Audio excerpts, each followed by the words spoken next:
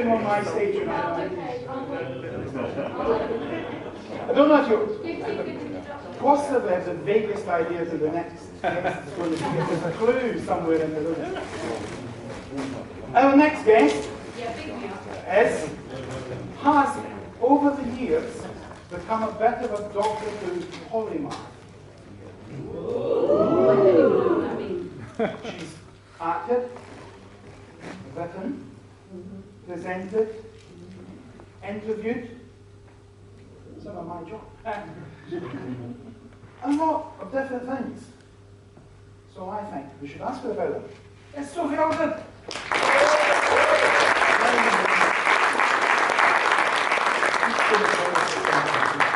Great. Oh, we've got that video. Good. You can hear us all right? Yeah. Good. Am I, if you know what I mean, am I far enough away from you, dear? Yes, that's fine. Thank you.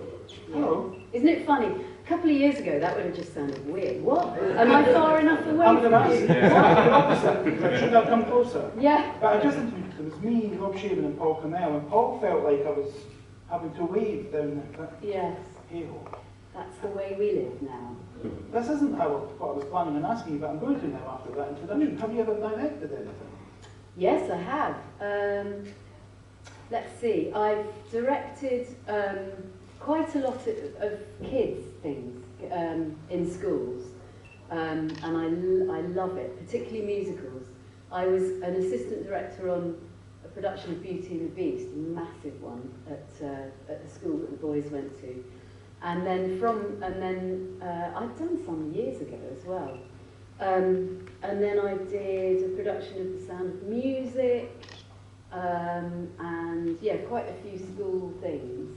And then the guy who was the musical director on The Sound of Music and some of the other musicals at the school said, would I direct professionally a one-person show that his wife had written about the opera singer Maria Callas. It's a lovely script called The Black Pearl, and his wife, she's a music historian, they're both Italian, she had met Maria Callas's butler, the person who was with her for 20 years until she died, and she thought, wow, he's got an amazing story to tell. So she went and interviewed him, and this one-man show is based on his life, and it's kind of not, it's not sort of all biographical, but it was a beautiful script, and I said, yeah, and they found this lovely Italian actor, and so we worked together on this, and we just clicked as well. He and I had very much the same vision for it, and I'm very into the kind of sort of audio, visual, kind of everything when I direct. And so this production, which we did in fringe venues in London, but also at the Grange Park Opera, which is a beautiful place, a bit like Glyndebourne. It's a theatre in Bamber Gascoigne's stately home's back garden, which is where Ghosts was filmed, for those of you who love that. So we performed it there, and yeah, it has footage, because I said you can't do a production of Maria Callas without hearing her and seeing her. So we found all this footage of her, and there's certain points in the show where we have a screen and we have her, and then we have her singing as well, sound, and it's a bit like you're inside this guy's head. Yeah, it's a wonderful. We were just about, before lockdown, we were just about to go to Paris for 3 months with it. Shucks. So let's hope that happens again sometime, because that would be nice. So yes, is the answer to that question. I was going to make it, that's one mention of lockdown, and then we're going to talk about something called lockdown later. So yeah. I can't do that. You haven't directed a Big Finish show, have you? Or am I forgetting something? No, I haven't, and it's something funny. I know. I'm thinking, why haven't I done that? Maybe I should ask. That would be a good thing. You don't ask as well. What I was actually going to ask you about until I got distracted by your polymath is polymathery, I like. a charitable earth. Yes. Now, so first of all, that comes from the Sarah Jane Adventures. That's the first mention of it. Yes. So first we'll just put this in then about this charity run by Dorothy. Yeah, he says, I think. So this was just news to you then? Yeah, completely. Yeah, I was just watching it, and then this line came up. Oh yeah, this charitable earth. I didn't get. This shows how I didn't get a charitable earth. Oh, honestly, there we go.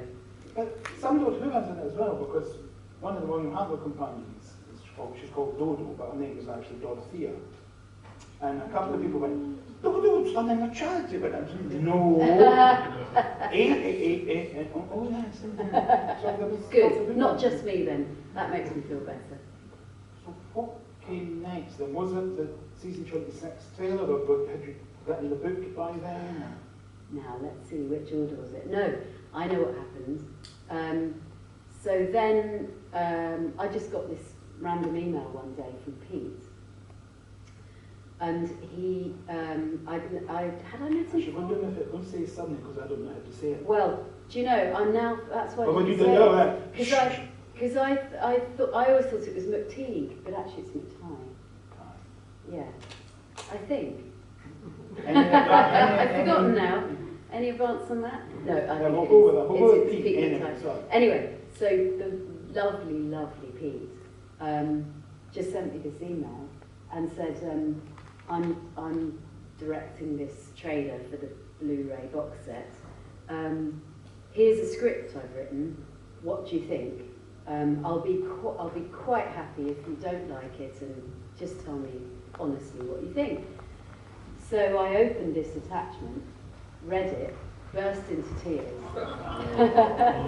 got straight back to him and said, I absolutely love it. I can't wait. And then I thought, oh, well, we'll be in some studio somewhere. No, no, no. Russell Minton doesn't do things by halves. He's amazing. They found this brilliant office, and it really was, as you see in the trailer, overlooking the Tower of London. And yeah, I went there. I think we did the interview first. Matthew Sweet was there. Yes, we did the interview first. And then the sun was kind of beginning to set. They were setting up the shot. I was thinking, come on, better get a move on. It's getting dark. But it was all obviously planned. Pete had got it absolutely like in his head. And I had a lot of time, actually, while they were setting up the shot, to just stand at that window and think. And I looked out and I looked out and I looked over the Tower of London. And I was thinking, oh yeah, what if Unit had been there? And and I was thinking about the old days. And so by the time we did it, I was kind of pretty emotional. And we finished, and the turned to the camera and said, "Wicked." And Pete said, and cut. And there wasn't a dry eye in the house, really, including Matthew. It was really, really a lovely thing to do. Everybody's seen this, yeah? Everybody knows what.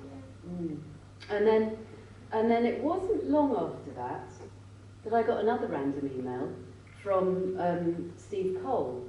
And I'd met Steve years ago when he was working for BBC Books, and I think I did a short trip that he produced.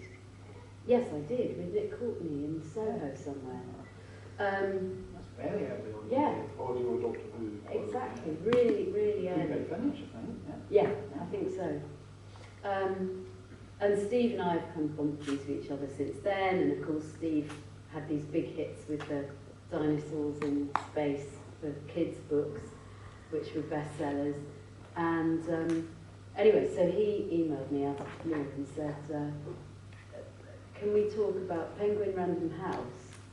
Don't know if you've heard this thing with Tom Baker. He did this book, Penguin want you to be next. Are you up for it? And it was like, what? That came out of nowhere. So I said, yeah, sure. But only if I get some help with it, because I don't know where to start. So he said, well, don't worry, because he and Mike Tucker had some ideas, and could we get together and we could, you know, collaborate. So we realised that we all live in a sort of like a triangle around sort of Hertfordshire, Oxfordshire area, and we got together in Wendover in this really nice chocolate shop cafe. I so thought the word was going to be pub. No, well, it could have been, yeah. And we talked about some ideas. They told me this idea that they'd had in the pub, and I said yes. And this is, I told them about the trailer, which was a secret at the time. This is how Ace should be, I reckon. And they were really excited. And then we talked about things like the car she'd have, and the, you know, and the technology. And we can't remember whether we thought of Squidget by then. And yeah, and we just sort of fleshed out all these ideas. And then we emailed each other and eventually came up with a short synopsis for Doc, and then a long synopsis, and then we got to work on writing, fleshing it all out. And the bit I was most concerned about was where Ace meets the 13th Doctor, because I knew that that would be the bit that you guys would really want me to handle really well. And also it was a great opportunity to have Ace, you know, really testing the Doctor, but also to explain a few things, like why, if she comes from the council estate in Perivale, does Ace talk with quite a posh voice? So I explained that away. I eventually thought, oh, I know, yeah, because she watches Blue Peter and she wants to model herself on Val, John and Pete, so she poshes up her accent. So, you know, that's explained that. And then all sorts of things, like why, if Ace lives in Perivale, does she support Charlton Athletic? And so I made up this uncle who lived in Plumstead who used to take her to Charlton games. Things that only the Doctor would know as well. So she tests the Doctor. Yeah, so it was great fun to work with them and to write it. But, you know, like Penguin was sort of saying, you know, oh, well, you know, Steve, I said, no, I'm having them credited, please. Steve and Mike were very much involved in the process. I couldn't have done it on my own, that's for sure. Not much before lockdown, we did a bit of a signing tour. I came to the London FP one. Yes. And here's my book, if you want it. And I stood in a queue with people who were all talking about how delighted they were that Sophie Aldred had written this book. I mean, what were people saying to you over the autograph? How were people saying what they thought about it? Yeah, so they haven't read it yet, obviously. Yeah, I mean, they were just, I think they were excited that that I would do that. I mean, I think anything new is good, isn't it? Because we all want new material, we all want new things to talk about. And so I think to sort of take Ace off in a new direction in a way, and to sort of explain. Another thing I wanted to do was to explain why she's had so many endings in a way, you know, things happen to her, and why there are so many timelines. I think there's an amazing fan from Wales, I don't know whether he's here today, but he did actually do me a timeline, an Ace timeline of everything. So Big Finish, the books, New Adventures, the, you know, everything. And that is an incredible piece of work. So if I test you now, will you be Oh my goodness, no, I had to use my crib sheet. I wouldn't be able to test you because I wouldn't know either. No, it's extraordinary. So I think, yeah, it's nice. They were all very, very appreciative. I was just so thrilled with the cover. I really loved the cover because they showed me the front cover first. Of course, it's Jodie. That's what's going to sell the book. It's meant to be a 13th Doctor book. 13th Doctor doesn't turn up till, you know, third of the way through it. I was amazed at what we got away with actually. And then it's Ace on the back cover. Yeah, wonderful. Talking book version as well. Yes, well that was useful. I was just telling somebody earlier actually that the audio version we actually did before the final proof went out and was published. So it's enabled me to find a lot more of the typos and to actually tweak a few things. The engineer, Neil, is lovely, Ladbroke Audio. I kept saying, oh, wait a minute, hang on, I'm just going to write a little note here, and we changed something, and then I think he found that quite fun as well, because usually the book's gone to be typeset, too late, you find typos and things, and you just think, if only they hadn't put that, or if only we'd done the audio.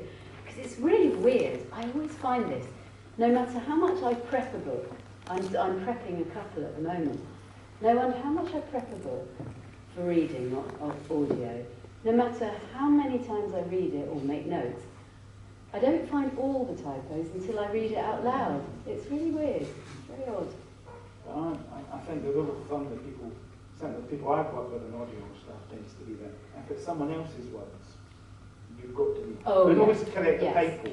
Yeah. You wouldn't read the typo out, you No. would adjust that. Mm. But you need that much, but it's, if it's your book, Oh yeah, and then you I don't jump, you can go, actually, it'd be nice if I just said, I know David Knopf's the Fallen Knights of Reginald Perrin. And when he reached a certain bit, he went, actually, we did this on TV much funnier, so I'm going to say what we did on TV, and he just read something else. Wow. So no, it's much funnier in the Kelly than it is in the book. He just did something else instead. Great. Yes, I'm prepping a lovely book at the moment called The Outlaws, Scarlet and Brown.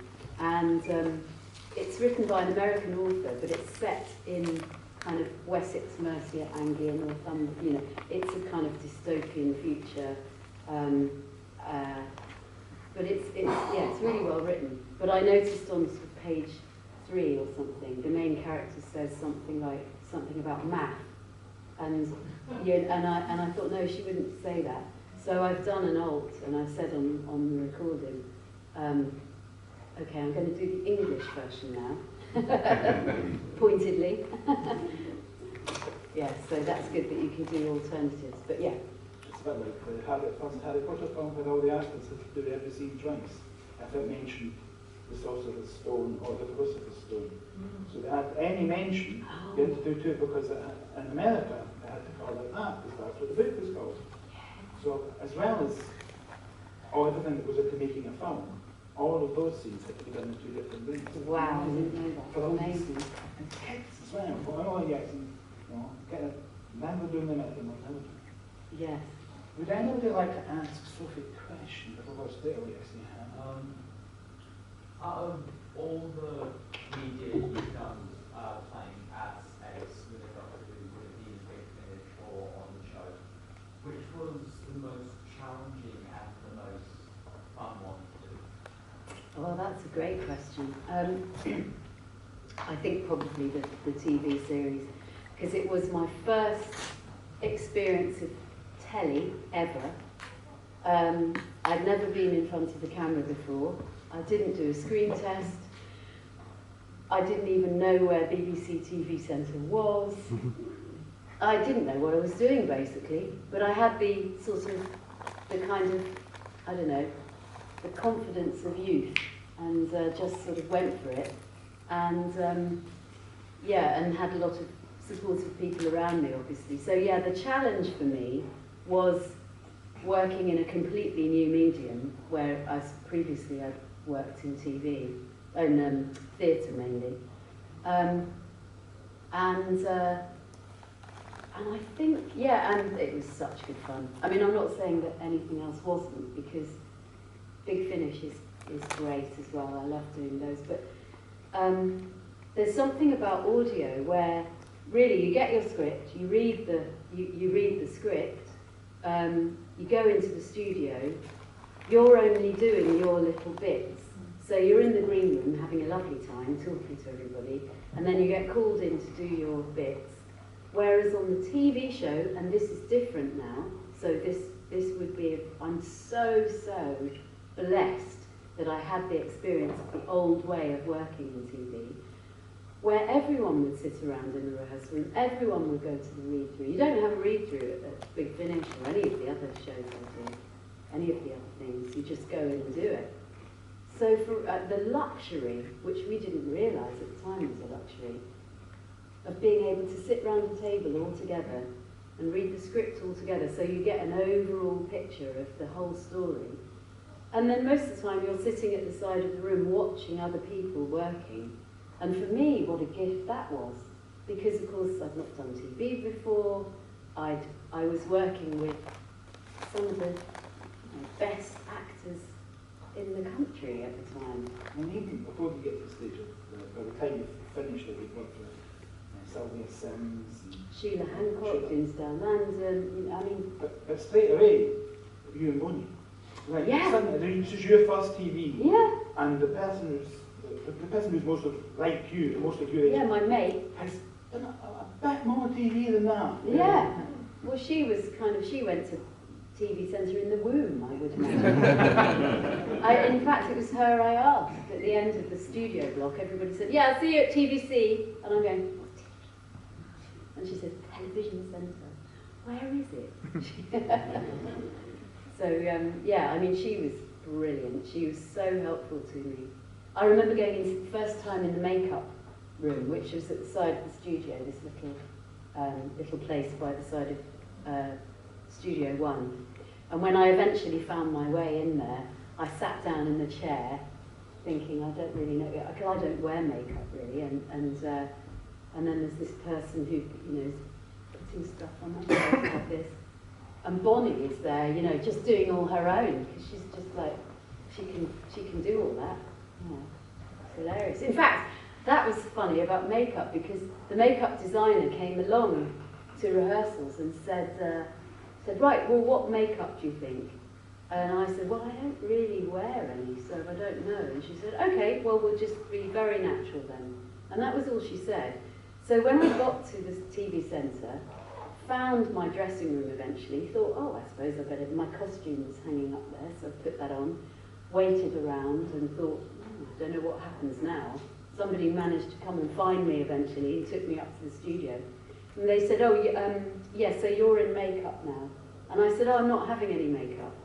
And they said, oh, you know, that's it. Because I thought natural makeup meant you just didn't have any makeup. You know, I didn't realise that natural makeup on TV cameras, of course you have to have makeup, because otherwise you look like a ghost or somebody who's very ill. It was very funny. I was so naive. As a segue, just before we bring Keith on to join us, if we're talking about Bonnie, you actually did Bonnie's Mythmakers interview, and I was just off camera with Keith watching, you know, just because I keep all for the fun of it, really. But just the two of you just catching up, really, is all it is. It's just amazing to watch. Yeah. To do. Yeah, it's lovely. I mean, you know, it's such a lovely thing, thank you, Keith, for doing Mythmakers, because it's a chance for me to talk to some old friends and find things out that I never knew about them as well. And be nosy. It's great. You can ask things that, you know, you wouldn't ask in real life. But yeah, Bonnie and I don't know, we got on very well anyway. And then we've done various things as well as the Mythmakers. We've done Behind the Sofa recently, in lockdown we did that. And in fact then I gave her some work because, well, not work exactly, but through my website we've been selling the Blu-rays, and so we had a thing where she, me and Sylvester could sign them. So yeah, so we kind of have to talk about that. Embarrassingly, she texted me a couple of weeks ago and she said, have you actually paid me, she said, because you know I invoiced you.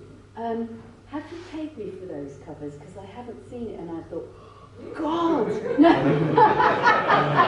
I haven't paid Bonnie Langford.